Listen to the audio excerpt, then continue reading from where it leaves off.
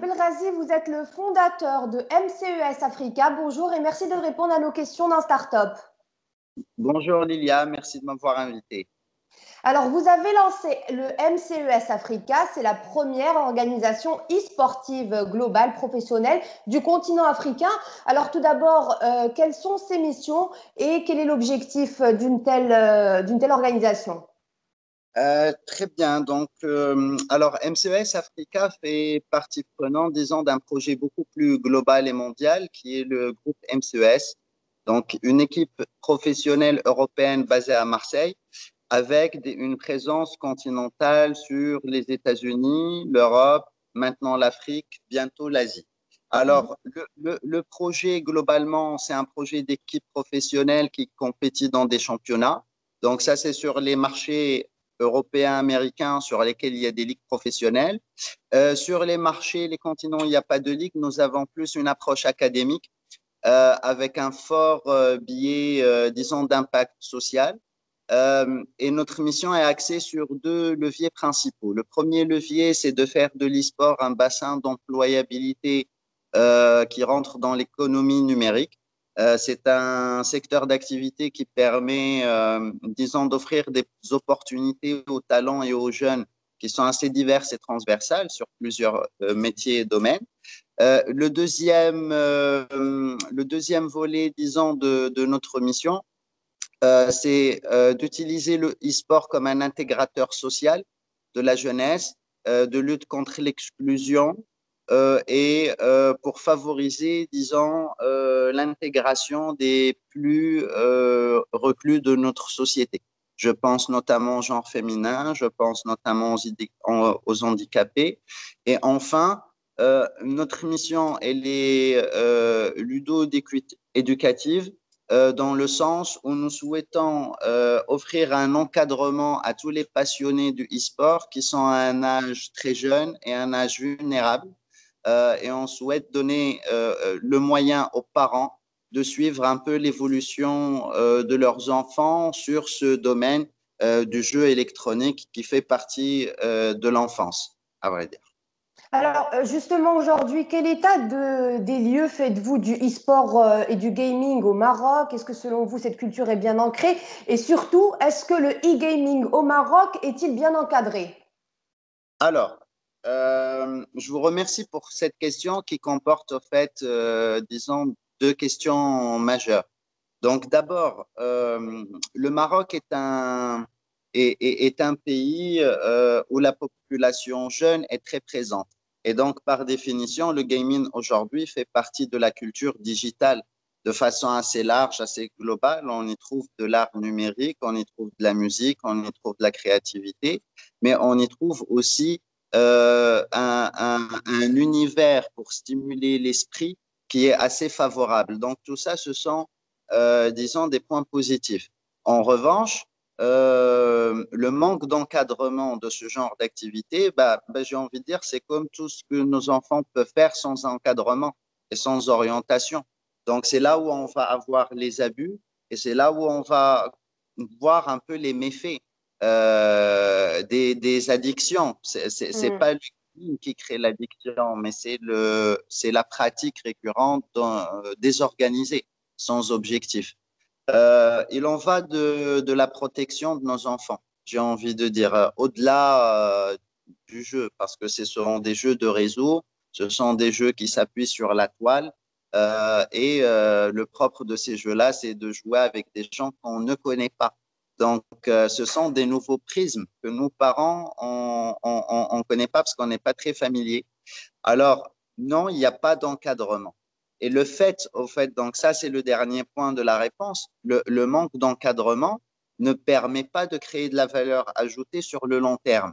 Donc, pour passer à l'e-sport, donc c'est un peu ça aussi notre objectif, je dirais pas mission, mais c'est plus notre objectif un peu économique et social, c'est de contribuer à la professionnalisation du e-sport au Maroc particulièrement en Afrique plus générale. C'est comment passer d'un statut ou d'une situation de gamer passionné, voilà, à un pro player, donc qui est un métier et qu'il y ait un engagement au-delà du jeu.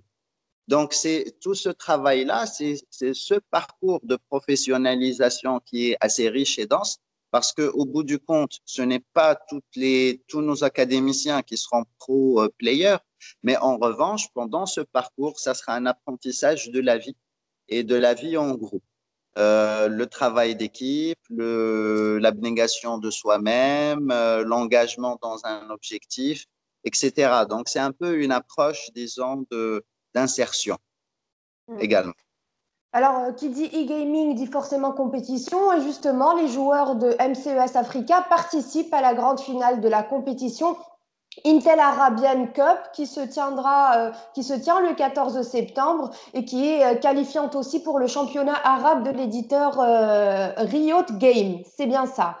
Alors, justement, dites-nous en plus sur la participation marocaine à cette compétition et comment se déroule cette compétition. Alors, disons, le Maroc a clairement bien représenté le e-sport en participant à cette compétition, puisque sur ses premières phases, c'est une compétition nationale qui regroupe les équipes de la même nation Mhm. et au bout du compte, une seule équipe se qualifie pour les phases inter-arabes.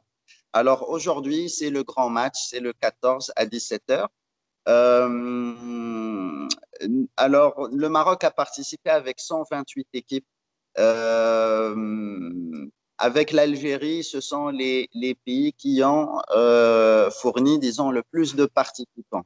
Maintenant, en termes de niveau, aujourd'hui, nous sommes très heureux au Maroc de disputer un match qui va être vraiment extraordinaire.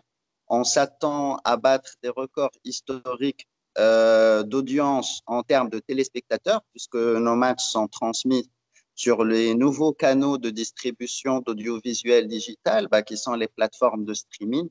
Alors, nous avons diffusé sur Twitch, qui est une plateforme, la plateforme globale de diffusion de e-sport. Le niveau est assez élevé, je dois l'avouer. Malheureusement, nous n'avons pas au Maroc l'opportunité de disputer un championnat permanent et régulier parce que ce sont les championnats qui structurent, disons, le secteur. Donc, nous sommes toujours en phase de tournoi. Alors là, c'est une excellente opportunité pour démontrer ce que le Maroc sait faire, ce que le Maroc représente aussi en termes d'audience, parce que les chiffres sont vraiment très, très importants.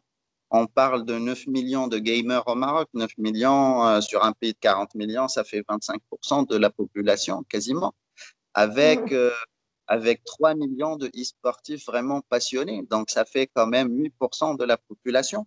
Et si on voit les jeunes, la proportion, elle est assez importante. C'est une population, une tranche d'âge, les tranches d'âge varient entre combien et combien?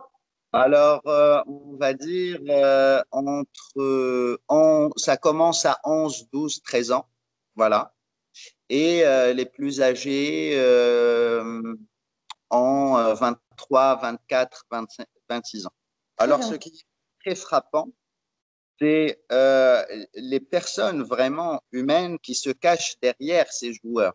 Parce que chaque joueur a un avatar. Et alors cet avatar, c'est un peu le miroir de son inconscience sur le monde virtuel, mais ils vivent Mhm. vraiment réellement. Alors le profil des joueurs, bah, vous serez étonné. Par exemple, nos joueurs qui sont engagés aujourd'hui dans le championnat, il y en a 5 joueurs sur la discipline League of Legends. On a 2 biologistes, on a un médecin, on Très a bien. un ingénieur informaticien, on a un bachelier en génie, école de commerce. Bon, donc ce Il y a sont un des... peu de tout. Oui, ça représente les jeunes du Maroc aujourd'hui, donc avec d'excellents diplômes, peut-être avec des perspectives que eux n'arrivent pas à saisir, avec des opportunités qui sont là, mais qui sont latentes. C'est pour ça que le travail académique est très important, parce que ça permet d'apprendre et de faire vivre à ces jeunes des expériences qui leur seront très utiles, en fait, dans leur vie d'adulte, parce que ce sont de jeunes adultes. Voilà. Très bien.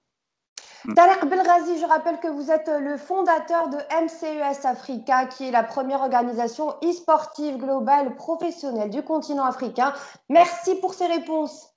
Merci pour votre invitation.